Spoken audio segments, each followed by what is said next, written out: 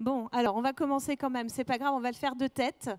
Bonjour à tous. Alors dans le programme, il y avait marqué un homme et finalement c'est deux femmes, donc j'espère que vous nous en voudrez pas. Je me présente, je m'appelle Tiffaine Duché, je suis en charge du développement commercial chez Teach On Mars et j'ai le plaisir de venir aujourd'hui vous présenter les 5 points clés pour réussir votre projet de mobile learning. Et pour ça, ça me paraissait intéressant de ne pas vous parler que de théorie, mais aussi de joindre des exemples pratiques. Et donc j'ai la chance, la joie et l'honneur immense d'être accompagnée par Karine, que je vais laisser se présenter. Karine Ajas, donc moi je travaille à l'école de la Banque Postale et du réseau La Poste et on a mis en place un projet qui s'appelle YouKnow, un projet d'application mobile. Voilà, alors pour vous présenter un petit peu Teach On Mars, en attendant qu'on récupère les magnifiques slides qu'on a préparés pour vous, j'espère qu'on va y arriver, ça serait dommage. Peut-être en 2 mots pour ceux qui ne nous connaissent pas, Teach On Mars, on est le leader européen sur le marché du mobile learning. On a commencé il y a déjà plus de 6 ans avec cette conviction forte que le mobile, la tablette, pouvaient devenir des vecteurs de formation importants. Bien sûr, en complémentarité aussi de ce qui peut se faire depuis un ordinateur ou depuis la salle en présentiel, et on va en parler ensemble, mais avec vraiment cette approche mobile first. Ah, c'est bien si on ne... Ça y est, c'est bon? Juste de ne pas projeter, de ne pas partager tout le monde.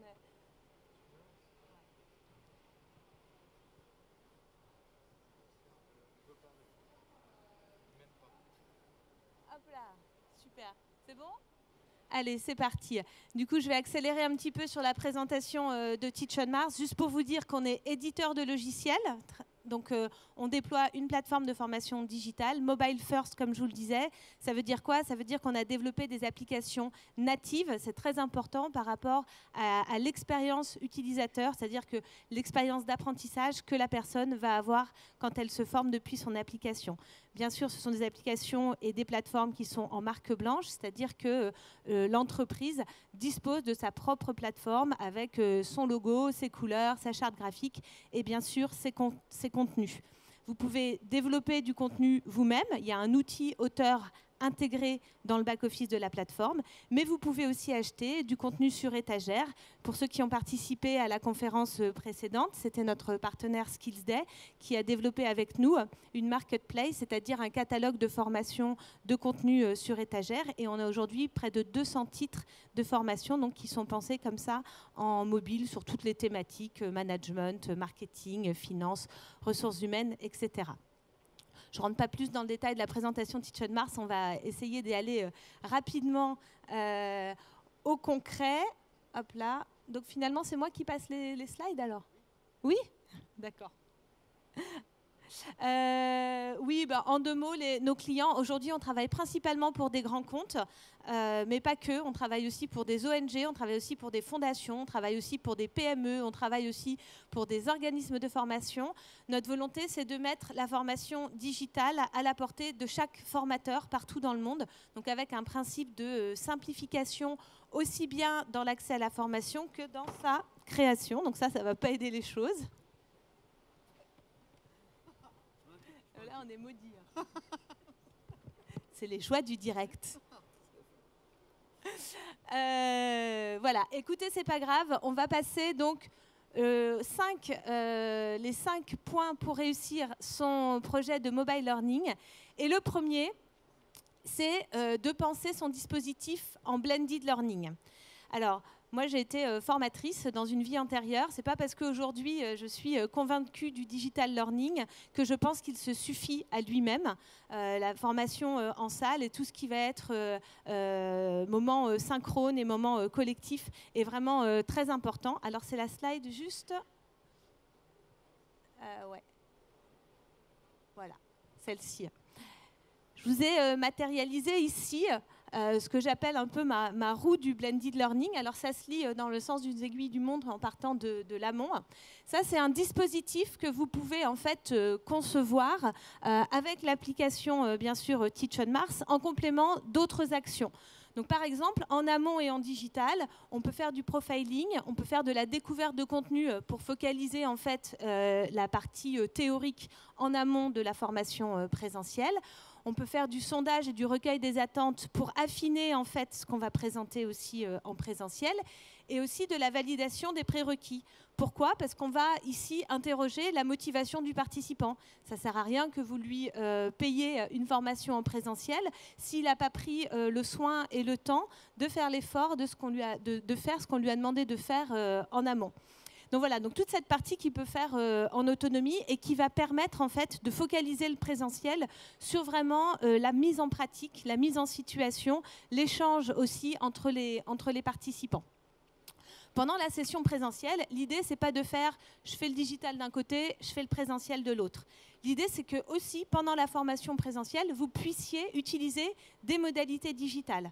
Et ça donne beaucoup de puissance à votre dispositif de se dire, tiens, l'application que j'ai utilisée en amont, je vais aussi l'utiliser pendant la session présentielle. Et vous pouvez leur demander donc, de sortir leur application et de faire un quiz, un jeu, de débloquer une rubrique, de faire pourquoi pas une activité tous ensemble avec un podium qui s'incrémente en temps réel, ce qui va digitaliser la séquence et là aussi donner beaucoup de complémentarité entre les deux. En intercession, on va travailler sur toute la partie aussi communautaire. Donc là, on peut mettre en place un forum, on peut mettre en place nous, on a un wall d'activités en fait. Il y a quelqu'un qui parle dans le micro en même temps que moi. Va faire la police, Florian. C'est mon garde du corps, Florian, je vous le présente là-bas.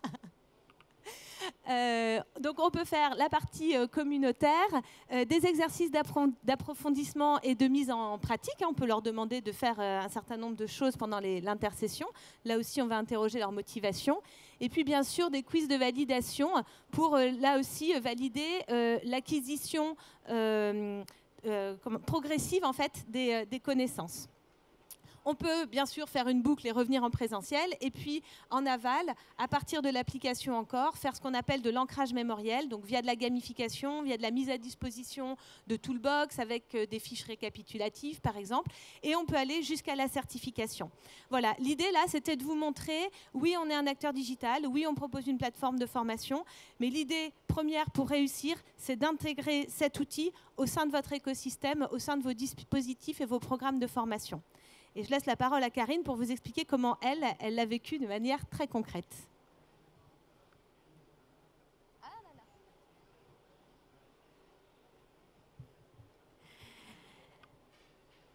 Youno, c'est donc l'application mobile learning de l'école de la banque et du réseau. L'école de la banque et du réseau, c'est environ 400 collaborateurs, la moitié de formateurs, une trentaine de concepteurs. Et toute cette petite équipe travaille pour 65 000 collaborateurs de la Banque Postale et du réseau La Poste. Cette application Youno, elle est destinée aux managers. La promesse que l'on a fait à nos managers il y a 2 ans maintenant, c'est de créer une application pour eux, une application disponible quand ils en avaient besoin, avec des formations qui arrivent au bon moment et qui allaient leur apporter les connaissances pour développer des compétences nécessaires à leur métier.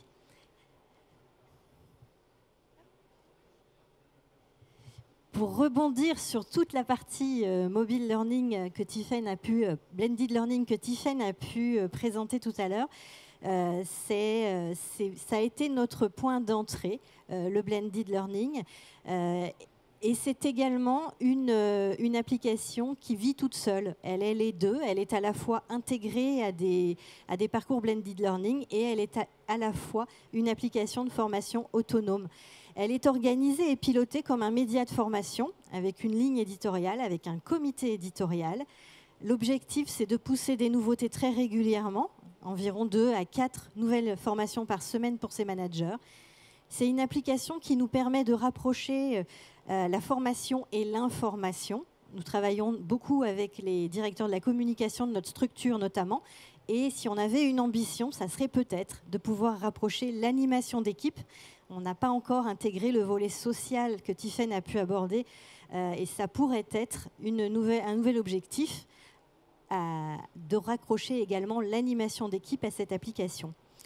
Ce qu'on fait maintenant, c'est également de l'adaptive learning. On va proposer des formations à nos managers avec au final des quiz qui vont leur permettre d'aller s'orienter sur ce dont ils ont le plus besoin par rapport à une thématique donnée. On le fait notamment sur les essentiels RH, une première formation chapeau et ensuite l'application qui leur pousse les contenus prioritaires en fonction de leurs besoins.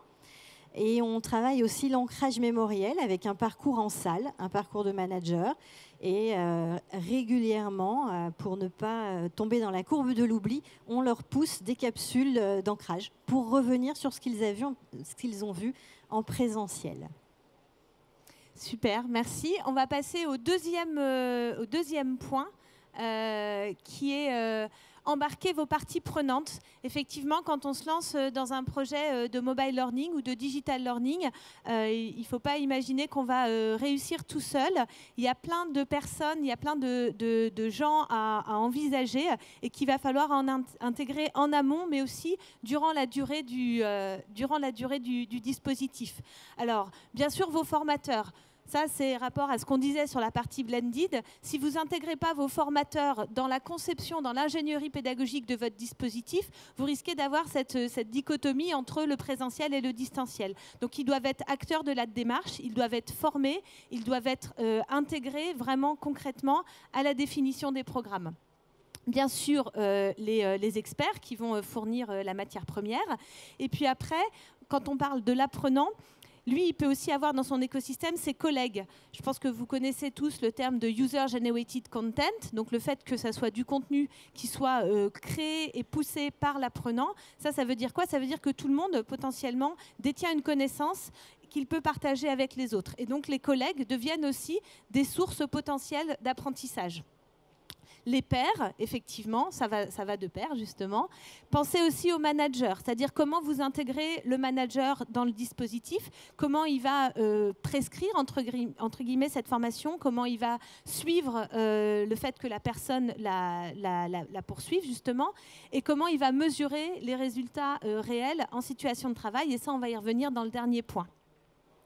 Pensez aussi à votre client, soit votre client interne, soit votre client externe. C'est finalement votre cible de votre dispositif puisque vous visez bien sûr une augmentation de performance. Donc là aussi, on va en reparler tout à l'heure. On a certains de nos clients qui vont interroger les clients finaux des gens qu'ils ont formés pour s'assurer en fait qu'il y a bien un réel impact sur la connaissance produit ou sur l'expérience en situation concrète et quotidienne. Bien sûr, l'apprenant qui doit être au cœur de votre dispositif. Il faut penser apprenant avant de penser contenu. Donc, c'est aussi pour ça que toute la partie UX design de la solution est vraiment importante. Et pensez aussi à vos sponsors. Alors là, j'ai mis largement sponsors, mais dans les entreprises, ça peut être bien sûr les directions générales, mais aussi la communication, mais aussi l'IT, les RH. Enfin voilà, vous pouvez identifier un certain nombre de sponsors qui vont vous aider aussi bien à lancer la démarche, à la légitimer, qu'à la promouvoir dans le temps. Je ne peux qu'adhérer à tout ça, avec notamment un vrai plus des sponsors. Avoir des sponsors dans une entreprise, quand on lance une nouvelle modalité de formation, c'est un vrai plus. Pour nous, il se trouve que quand on a eu l'idée dans l'équipe de l'innovation de lancer cette application de mobile learning, ça correspondait parfaitement à la volonté du DRH de la banque de l'époque qui avait cette petite idée dans la tête également. Donc on avait en sa personne un sponsor qui nous a accompagnés pendant les premières années de vie de l'app. Le directeur de notre école aussi est très sponsor. L'application est presque son bébé. Il la porte énormément, il en parle énormément et c'est un vrai plus. Aujourd'hui, dans l'app, nous avons 2000 managers qui l'utilisent régulièrement.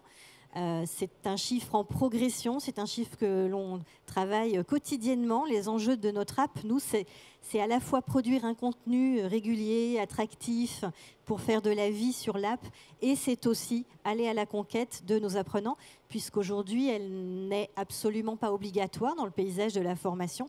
Toutes les formations proposées sont à la carte. Derrière Youno, il y a aussi une équipe projet qui pilote le projet dans sa globalité, une équipe de concepteurs que l'on accompagne dans la conception et pour laquelle Teach on Mars œuvre aussi beaucoup avec des ateliers d'accompagnement pour les faire monter en compétences. L'application qu'on a aujourd'hui, c'est une très belle voiture de course et je dirais que nous, on est plutôt en mode en conduite berline encore. On a énormément de possibilités qui s'offrent à nous, tellement qu'on choisit pour les mener à bien. Mais c'est vraiment l'image que j'ai, une belle voiture de course et puis une conduite de berline, donc quelques vitesses à passer. Des ambassadeurs, les formateurs, en effet, pour faire le lien entre la salle et l'application. Des ambassadeurs aussi, parce qu'ils en parlent énormément dès qu'ils ont la cible en salle. Voilà pour nos... Quelles actions de communication vous avez fait pour pouvoir justement déployer auprès des collaborateurs et pour assurer cet engagement ? Alors c'est une com régulière et du quotidien, à la fois dans l'app, puisqu'il y a tout ce qu'il faut dans l'app pour pouvoir communiquer régulièrement avec nos apprenants. Et c'est aussi une communication en dehors de l'app pour aller à la conquête. L'app, elle a été lancée il y a 2 ans. Donc un moment fort de communication il y a 2 ans. Et puis des communications régulières qui passent par... de la communication sur une communauté d'utilisateurs sur un réseau social d'entreprise en dehors de l'app pour donner de la visibilité, pour répondre aux questions. Ça passe aussi par du phoning parfois parce que nos managers peuvent avoir quelques soucis de téléchargement de l'app. Alors, ce n'est pas le fait de télécharger l'app qui est compliqué, mais c'est plutôt trouver l'endroit où elle est sur le téléphone professionnel. Et donc là, parfois, un accompagnement est nécessaire. Donc, il y a aussi de la relation face à face. On essaie de participer à des événements. Dans l'un de nos objectifs, il y aurait de pouvoir faire un beau live, d'utiliser les possibilités de l'application pour travailler en live avec la salle. Donc ça, c'est un de nos objectifs, de pouvoir communiquer ainsi. Alors, on passe au 3e point. Le 3e point, c'est élargir votre écosystème. Alors, je suis désolée, la slide est un peu dense. Je vais essayer de la résumer.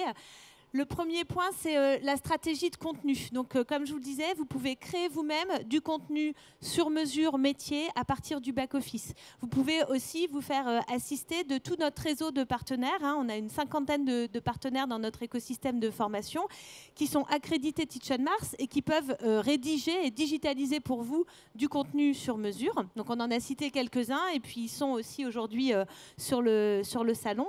On a aussi le contenu sur étagère, donc ce que je vous disais tout à l'heure, 200 titres dans notre Learning Station.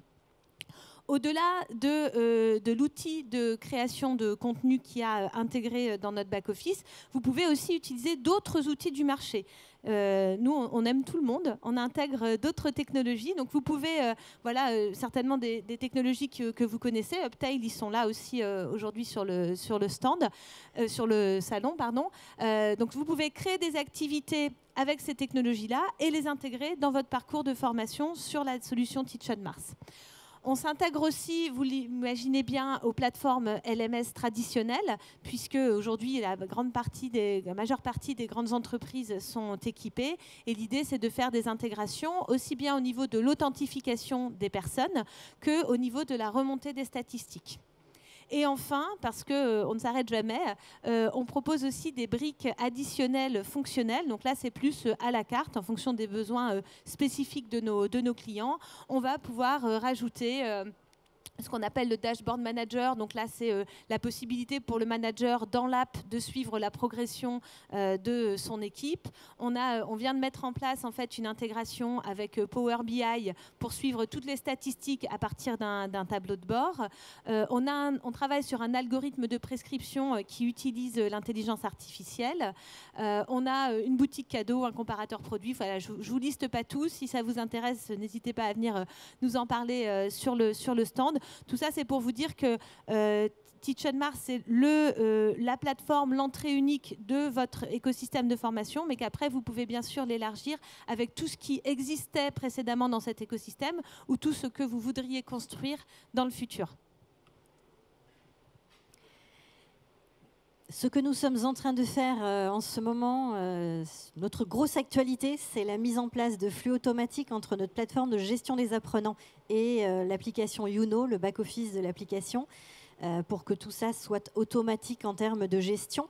Cette volonté de mettre ça en place vient de notre souhait de proposer de la formation réglementaire sur le mobile learning pour la population des banquiers. Et donc, la nécessité est que ces flux puissent être mis en place, se gérer automatiquement. Ça, c'est notre grosse actu du moment. Ce qu'on peut aussi dire, c'est que notre app, elle est à la fois autonome et intégrée à l'écosystème de formation de nos apprenants. Elle est agile, mais elle reste en cohérence. On est dans une grosse structure, une grosse entreprise, avec parfois des temps qui peuvent être un peu longs pour déployer les projets de formation. Tout l'intérêt d'une application comme celle-ci, c'est de pouvoir aller plus vite, parfois même des fois très vite, mais de rester bien en cohérence avec la totalité des contenus que l'on pousse par ailleurs. C'est aussi la possibilité de faire du sur-mesure. Nous avons choisi la solution Teach on Mars parce que justement, elle nous permettait la conception en interne. On a une équipe de concepteurs qui est donc formée pour concevoir les capsules. Mais c'est aussi une technologie qui nous propose d'aller chercher des éléments sur étagère dans un marketplace de plus en plus fourni et aussi de faire travailler d'autres partenaires sur mesure. C'est ce qu'on fait en ce moment avec une formation, une certification à la LCBFT avec le partenaire SkillsDay qui était ici précédemment. On travaille avec eux pour la mise en place d'une très belle formation plutôt ludique sur une thématique pas simple, le réglementaire. Alors, sur des thématiques comme ça réglementaires, est-ce qu'il est possible pour les collaborateurs de commencer la formation sur leur ordinateur et de la terminer sur le mobile ? On va dire qu'il est possible de la commencer sur tablette et de la terminer sur mobile. On ne fait pas le choix de pousser la web app, qui serait tout à fait possible. Ce n'est pas le choix de notre entreprise. On a vraiment fait le choix de pousser le device mobile. Donc, pour l'instant, on est plutôt allé solliciter sur ce device-là. Mais la solution Teach on Mars, c'est une solution cross-canal. Donc, on est mobile first, mais pas mobile only. Ça veut dire quoi ? Ça veut dire qu'on propose la meilleure expérience sur le mobile, mais on propose aussi une web application pour que vos collaborateurs puissent se former depuis leur ordinateur, si c'est préférable pour eux ou si vous ne les avez pas équipés de devices mobiles professionnels et que pour des raisons réglementaires, ce n'est pas possible de passer sur le mobile. Donc, les deux sont possibles. Et bien sûr, je peux commencer sur l'ordinateur, passer par la tablette, finir sur l'application. Toutes les données sont synchronisées. Alors, je vois que le temps tourne. On va passer au quatrième point de réussite, puisque effectivement, pour s'assurer que le projet est une réussite, il faut avoir des critères de mesure de cette réussite et des critères d'analyse. Pour ça, on travaille avec une échelle que vous connaissez certainement et qui va mesurer l'efficacité d'un dispositif sur 5 étapes. Aujourd'hui, en formation présentielle, généralement, on fait remplir une petite feuille de présence d'émargement aux personnes et on leur demande si l'animateur était sympa, si le café était bon, s'ils ont bien mangé le midi et si éventuellement ils ont appris quelque chose. Donc, bien sûr, on va mesurer la satisfaction de la personne, mais on va essayer de la mesurer à chaud, à froid, en posant des questions quantitatives, qualitatives, histoire d'avoir quelque chose d'un peu plus objectif dans la mesure de la satisfaction. Ensuite, on va pouvoir mesurer la connaissance. Donc là, ça va être effectivement du quiz. Là aussi, on peut faire à chaud, à froid. Ensuite, on va mesurer la mise en pratique. Donc là, la mise en pratique, on commence déjà à aller à un niveau un peu plus pointu, puisqu'il va falloir en fait observer en situation de travail si la personne transforme sa connaissance en compétence, c'est-à-dire si véritablement elle la met en œuvre au quotidien. Ensuite, on va travailler sur la mesure de l'impact. C'est ce que je vous disais tout à l'heure quand je parlais du client interne ou du client externe. On va aller interroger le client de la personne qui a été formée pour voir si cette personne constate une amélioration. Donc ça, on l'a fait. On a même gagné des prix parce qu'on a prouvé que les clients donner des meilleures notes et des meilleures évaluations à, par exemple, là c'était dans le cas de conseillères beauté, à des conseillères beauté qui avaient été formées par le dispositif versus des conseillères qui n'avaient pas été formées. Donc ça, c'est quelque chose où on se dit « Ah ben non, c'est pas possible ». Mais en fait, concrètement, nous, on peut vous aider à trouver les critères et les modalités pour évaluer la mesure d'impact. Et enfin, le ROI, ça aussi, le ROI en formation, c'est un bien grand mot. Tout le monde en a toujours rêvé, mais finalement, personne n'a jamais réussi à le faire véritablement. Nous, aujourd'hui, on essaye d'accompagner nos clients dans cette dynamique-là, tout simplement parce que la formation n'échappe pas au reste de notre environnement. On parle beaucoup de performance. La performance, pour nous, elle n'est pas que quantitative. C'est pour ça que vous voyez aussi toutes les premières marches de notre escalier. Mais on va pouvoir mesurer, effectivement, à dispositif égal, un dispositif qui était fait en full présentiel versus un dispositif qui a été mis en place avec du blended, comme je vous l'ai montré tout à l'heure. On va aussi pouvoir mesurer, quand c'est possible, par exemple, un impact sur un panier moyen pour des populations de vendeurs. On va aussi pouvoir travailler sur tout ce qui est résultats opérationnels, en fait, et de mesurer par rapport au nombre de personnes formées et au montant qui aurait été nécessaire pour, comme je disais, les former en présentiel avec tous les coûts logistiques, etc., par rapport au coût du distanciel. Pardon, je m'embrouille. Alors à toi, Karine, sur cette partie impact. Sur cette partie impact, alors je vous disais tout à l'heure, la conduite berline dans une belle voiture de course, on n'en est pas encore là, mais on voit les axes que l'on va pouvoir aller chercher. Aujourd'hui, on a 30% de notre cible au global qui utilise l'application pour se former régulièrement, avec un taux de fidélisation de 85%. Et on a 50% de notre cible prioritaire. Parmi tous nos managers, il y a une cible, les directeurs de nos bureaux de poste, que l'on chouchoute tout particulièrement. Et donc, cette cible-là, à 50%, utilise l'app pour se former. Il y a du progrès, mais on est content pour une app qui n'est pas obligatoire, où la formation est basée sur le volontariat. On est assez content de cette première étape. Un NPS de 78, voilà pour les chiffres que je peux partager. Je vois que l'heure a tourné, ça tombe bien parce que le dernier point, il est très rapide. Le dernier point, c'est n'oubliez pas le plaisir. C'est ça le moteur, c'est ça qui va vous faire lever le matin, c'est ça qui va donner de l'énergie à votre projet. Et nous, on a cet ADN-là en nous chez Teach On Mars, c'est-à-dire qu'on essaye vraiment d'accompagner le client pour faire de son projet, bien sûr, un succès, mais qu'il y prenne aussi du plaisir, que les apprenants prennent du plaisir, que les formateurs prennent du plaisir. Et c'est vraiment pour nous un critère de réussite. On met beaucoup de soins dans tout ce qui est accompagnement de nos clients. C'est aussi une très grande force caractéristique et distinctive chez Teach On Mars. On n'est pas qu'un éditeur de logiciels, on est aussi un ensemble de personnes qui s'investissent vraiment pour la réussite de votre projet. Et voilà les petits soleils aussi pour finir, parce que de notre côté, c'est aussi un très très beau projet d'équipe qui embarque les équipes sur quelque chose de nouveau et qui, dans une structure qui fonctionne à la hauteur de son nombre de salariés, nous a aussi permis de faire bouger des lignes en allant plus vite parfois sur certains éléments.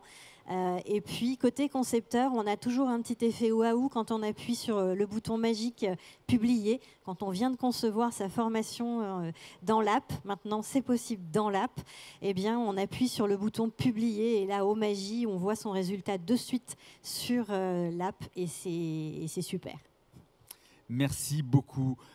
Comme on est un petit peu en retard avec les petits problèmes techniques, vraiment, on rappelle le numéro du stand si vous voulez pouvoir continuer à discuter. Alors le stand, échanger. il est là quand vous sortez. En fait, il est tout droit, donc vous pouvez pas vous tromper. Et moi, je reste un peu à la sortie. Si vous avez des questions, ça sera avec grand plaisir. Merci de votre attention. Merci à tous. Très bonne journée. Merci. Merci.